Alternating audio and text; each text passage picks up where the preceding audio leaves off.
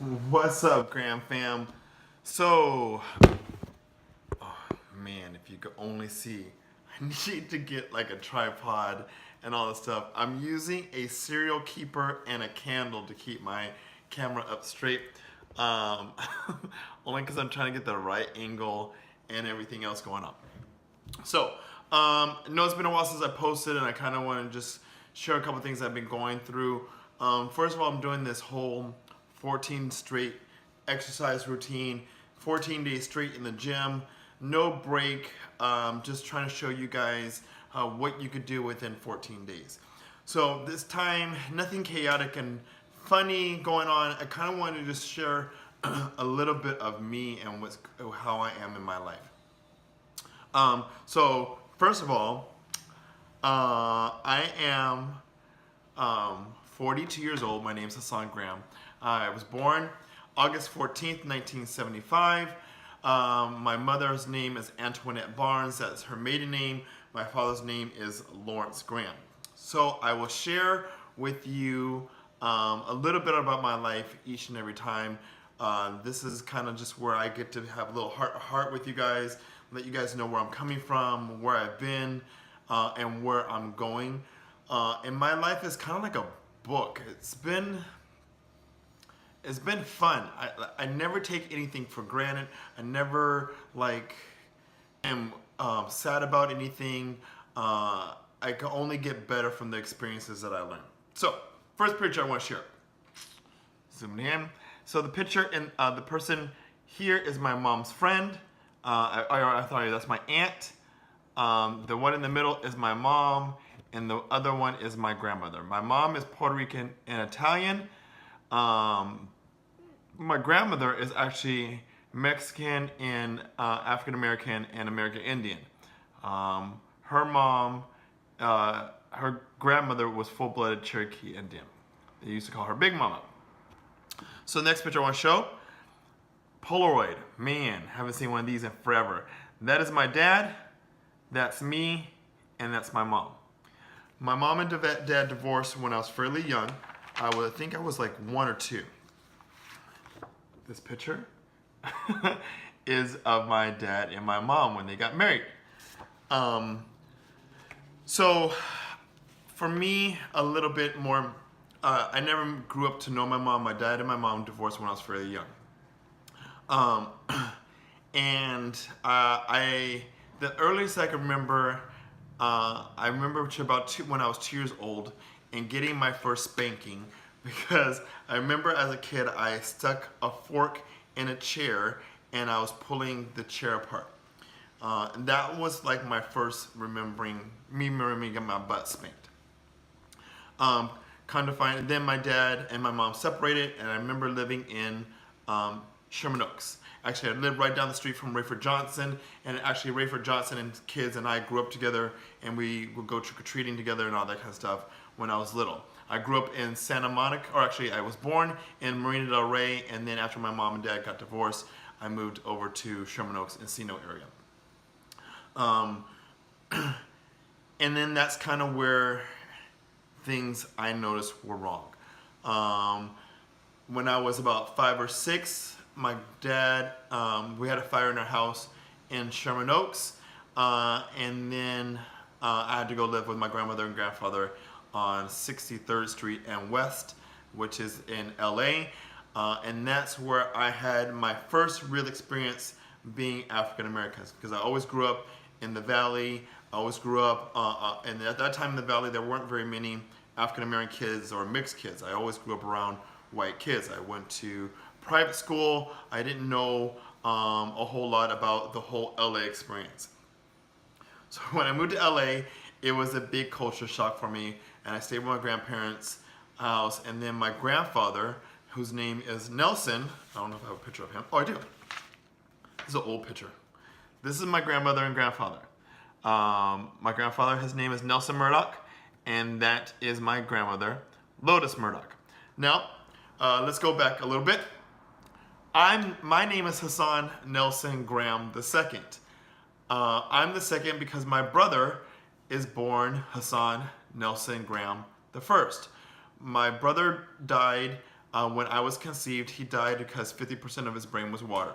The reason why he was like that, he was born with a birth defect, is because my mother was a drug addict with my father.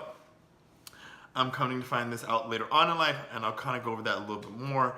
My dad tried to change his life around, and that's why they had another child. My mother has 3 other children before me, but when my mom had me, she was 19 years old, 18 or 19 years old. I am a product of, it is what it is. My dad was a pimp, and my mom was one of his girls. When my mom left, I didn't know why my mom left. I kind of find out later on in life. My dad sent my mom away because my dad got my mom into drugs. He was stronger, was able to get his life together, but my mom wasn't about that lifestyle of being square. So he sent her away, and it was just me and my dad. And then I didn't know anything better. I thought my mom was just gone. And then until I was about 5 or 6, and my mom tried to come back, and then I found that she had issues, and then my dad sent her away again. So during that time, I was growing into my own, living with my grandmother. My grandfather then became kind of like my dad. He was always around. He always took care of me. And my grandfather is actually not my real grandfather. He is my step-grandfather. And actually, my grandfather and my father are only 5 years apart in age. So that was kind of weird too. My grandmother was very young when she had my dad. I think she was 13 years old, 12 or 13 years old when she had my dad. So my grandmother and my dad were kind of like brother and sister growing up because she was really young as well. So that's kind of the start of how life started with me. My dad owned his own businesses. He owned a telecommunication company. He started a cable business. My grandmother was the first African-American woman to own her own barbershop in Los Angeles. My mother was actually a beautician and a barber as well. Opened up her business in Texas, where she moved to, where she's originally from. I remember as a child, my mother took me to Texas. Actually, she kidnapped me and took me to Texas to live out there. My dad had to come bring me out. And then that's where I met my grandmother. Let's see if I picture her. On my mom's side, and this is my grandma, Ruby. She's actually a minister in Tyler, Texas. That's where my mom resided after she left California. So this is my grandma, Ruby. She can see more of the Italian side on her and where I get my nose from. Any resemblance? I think so. So then that's kind of where the story is. From there, I'm about 5 or 6. And then my dad decided that he wanted to move back to the valley, and we moved to Woodland Hills. And so I will leave that there and then go back into more of that later on. But I really wanted to talk to you guys about Thanksgiving. I feel like Thanksgiving just doesn't exist anymore, and that saddens me. Halloween, I tell people when I was training them, Halloween felt to me like it's for adults now. I had not one trick-or-treater. I got candy. I was excited. I'm in my new place, and I didn't have one trick-or-treater come to the house. So I had all this candy, upset, gave it away, whatever. Then there's Thanksgiving. For me, Thanksgiving was a time of family. Even though it wasn't, my family weren't really close, and I would just always spend Thanksgiving at my grandmother's house. Thanksgiving was a time to have family. And so I love Thanksgiving. I love the cooking in the house, the smell of the food, all of that great stuff, eating together at the table, talking about old times. To me, that's just a wonderful thing. But now it's just so commercialized, and there's no more Thanksgiving. There's just Halloween and then Christmas. So I don't get that. Like, you got to be thankful for whatever you're able to get. You know, you're thankful that you have another year on this world. You are thankful that your kids have been safe and good. You're thankful that you have your job. You're thankful that you have a place to live in. You're thankful that you have food in your refrigerator. You're thankful for all these things. Thankful for the car that you drive. It may even be a bad year, but thankful that the year is almost over with and a new year is starting. And then there's Christmas. And for me, Christmas is an extension of Thanksgiving because you're able to give what you've earned and worked for, right? You're thankful for the job, but you want to give back to people that were important to you in your life. Seeing the kids' smiles on their faces, and I'll go about my kids as well, that is just a beautiful thing.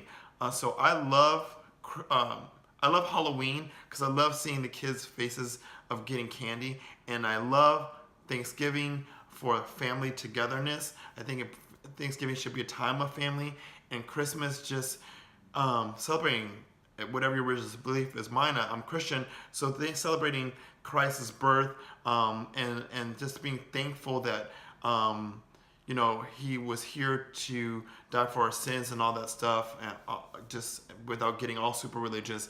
That's just I love that kind of stuff. So that's a little bit more about me and who I am. Still doing the No Shave November. It's hard. Like, I'm looking at myself and like I'm balding and gray hair. I feel old right now. Like, I'm looking at my face, I feel old because of the hair, and I feel dirty, and it's hard. So see how much longer this whole No Shave November is going to be. Hopefully I'll be able to stick through it. If not, please understand, it's not that I don't want to do it. Trash man. It's not that I don't want to do it, it's that it's truly hard. You gotta think, I've been in the military since 1999. I've always shaved my head since I joined the military. I always shaved my face. So for me, it's really, really difficult. Always wearing and supporting the Camp Transformation Center. For those of you that don't know what it is, I'll kind of go over that too with you guys. Always, if you have questions, leave questions in the comment box. Like, subscribe, tell a friend. Right now, I want to celebrate also 36 subscribers. I'm growing, people. You guys are liking the content. Tell me more stuff that you want to know.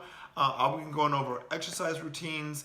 I'm going to go over more of the health and fitness aspect of it. It's just I'm trying to create a well-rounded channel, not always about pranking people or laughing. I think a lot of times we're going to cry as well. I know when I get deeper into my life, I'm probably going to cry. Some of my true friends that are probably subscribing will chime in every once in a while because I know some of the stuff is unbelievable.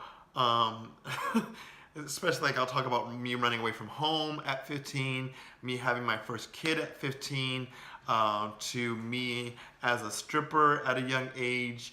And some of my friends that are viewing this will contest to some of the stuff that I've gone through. Some of the people that I've known for a very long time will chime in and let you know, hey, what he's saying is true.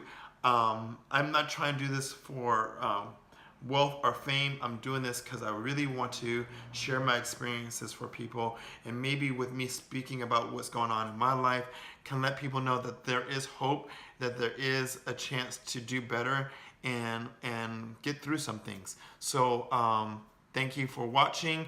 Like I said, always like, subscribe, and share my information. Hey, peace, love, and fitness. I'm out.